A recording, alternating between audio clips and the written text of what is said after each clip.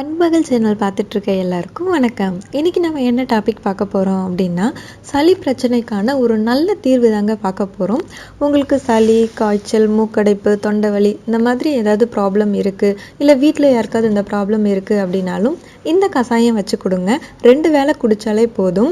உங்களுக்கு நல்ல இம்ப்ரூவ்மெண்ட் தெரியும், நல்ல ரிசல்ட் தெரியும். எங்கள் வீட்டில் வளர்த்துட்ருக்க சில மூலிகை பொருளை வச்சு தான் நான் செஞ்சுருக்கேன்.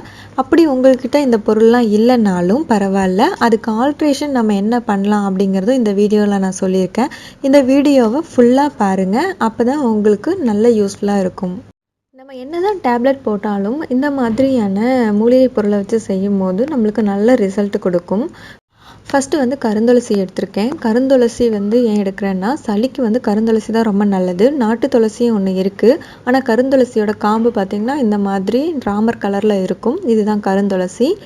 கருந்துளசி கொஞ்சம், கற்பூரவள்ளி அடுத்தது எடுத்திருக்கேன். அது ஒரு 4 இலை எடுத்திருக்கேன். கற்பூரவள்ளி அப்படிலாம் ஓம இலைன்னு சொல்லுவாங்க.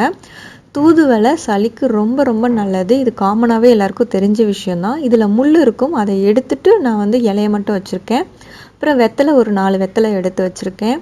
பூண்டு ஒரு 3 பல், இஞ்சி கொஞ்சம், மிளகு 1 ஸ்பூன், ஜீரகம் 1 ஸ்பூன் எடுத்திருக்கேன். காரம் அதிகமாக இருக்குது அப்படின்னா நீங்கள் வெல்லம் யூஸ் பண்ணிக்கலாம். குழந்தைங்களுக்கு கொடுக்குறதுனா வெல்லம் கொடுத்தீங்க அப்படின்னா காரத்தன்மை கொஞ்சம் கம்மியாக இருக்கும். நார்மல் பீப்புளுக்கு அதை பெரியவங்க சாப்பிட்றாங்க அப்படின்னா நீங்கள் உப்பு கூட ஆட் பண்ணிக்கலாம். இங்கே பாருங்கள், நான் தூதுவளை காட்டிருக்கேன். அதில் பாருங்கள் முள் இருக்குது. நான் அங்கே எடுத்து வச்சுருக்கிறதுல முள் எடுத்துருக்கேன். அதுக்கப்புறம் கற்பூரவள்ளி இலை. இது எல்லாமே நான் பால்கனியில் ஒரு சின்ன பக்கெட்டில் வச்சு தான் நான் வளர்த்துட்டு வரேன். உங்களுக்கும் இந்த மாதிரி வீட்டில் வச்சு வளர்த்துக்கிட்டீங்க அப்படின்னா சின்ன குழந்தைங்க இருக்கிறவங்களுக்கு ரொம்ப ஹெல்ப்ஃபுல்லாக இருக்கும். டக்குன்னு இந்த இலையை பறித்து கஷாயம் வச்சு கொடுக்கலாம். பெரியவங்களுக்கும் இது நல்ல யூஸ்ஃபுல்லாக இருக்கும். செடி வளர்க்கணுன்னு இன்ட்ரெஸ்ட் இருக்கவங்க இந்த மாதிரி ட்ரை பண்ணுங்கள். ஸ்பேஸ் இல்லை அப்படின்னு சொல்லி கஷ்டப்படாதீங்க. பால்கனிலே இந்த மாதிரி பக்கெட்டில் வளர்க்கலாம். ஸோ தண்ணியை நான் நல்லா கொதிக்க வச்சிட்டேன். கொதிக்க வச்சதுக்கப்புறம் நம்ம காட்டியிருந்தோம் இல்லையா இலைகள்லாம், கற்பூரவள்ளி, வெத்தலை, துளசி, இது எல்லாமே நான் 2-3 பிச்சு போடுறேன். இந்த மாதிரி பிச்சு போட்டிங்க அப்படின்னா நல்லா அது கொதிக்கும் போது சாறு தண்ணியில் இறங்கும். முழு இலையாக போட்டுட்டிங்க அப்படின்னா அந்த சாறு இறங்கிறது கொஞ்சம் லேட் ஆகும். அதனால் 2-3 பிச்சு போடுங்க. மிளகு, ஜீரகம் எல்லாத்தையும் நுணுக்கி போட்டுக்கோங்க. நான் மிளகு ஜீரகத்தை கொஞ்சம் நல்லா பொடி பண்ணி வச்சுருக்கேன். அதையும் நான் கொஞ்சம் ஆட் பண்ணிக்கிறேன். இது மாதிரி பொடி பண்ணது நம்ம தண்ணியில் மிக்ஸ் ஆகிடும். அதனால் குடிக்கும் போது நல்லாயிருக்கும். நான் வெல்லம் போடுறேன். வெல்லம் இது அச்சு வெல்லம்னு சொல்லுவாங்க. அச்சு வெல்லம் நான் போடுறேன். உங்களுக்கு வேறு நாட்டு வெல்லம், வேறு ஏதாவது வெல்லம் கிடச்சதுனாலும் நீங்கள் ஆட் பண்ணிக்கலாம். அப்படி வெல்லம் இல்லை அப்படின்னாலும் நீங்கள் உப்பு போட்டுக்கலாம், ஒன்றும் ப்ராப்ளம் இல்லை.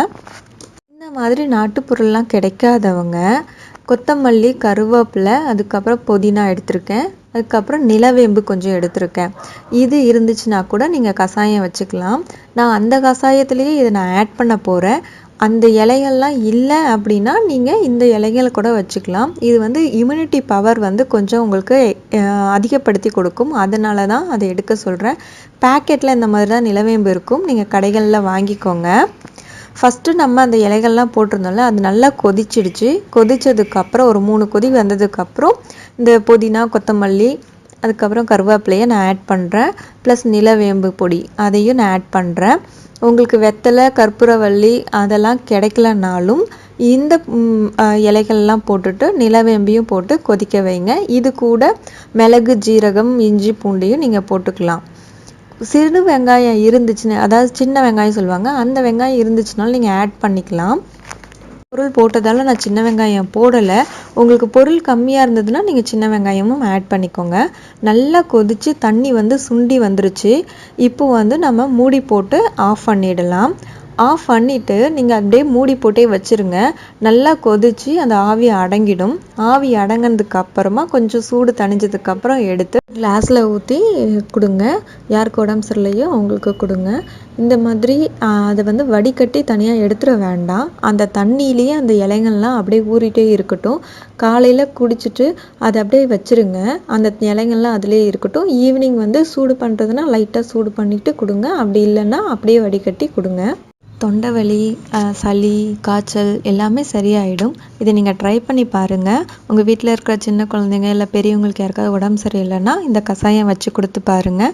ரிசல்ட் எப்படி இருக்குன்னு எனக்கு கமெண்ட் பண்ணுங்கள். ஏதாவது டவுட் இருந்தாலும் கமெண்ட் பண்ணுங்கள். என்னோடய சேனலை சப்ஸ்கிரைப் பண்ணுங்கள், லைக் பண்ணுங்கள், ஷேர் பண்ணுங்கள்.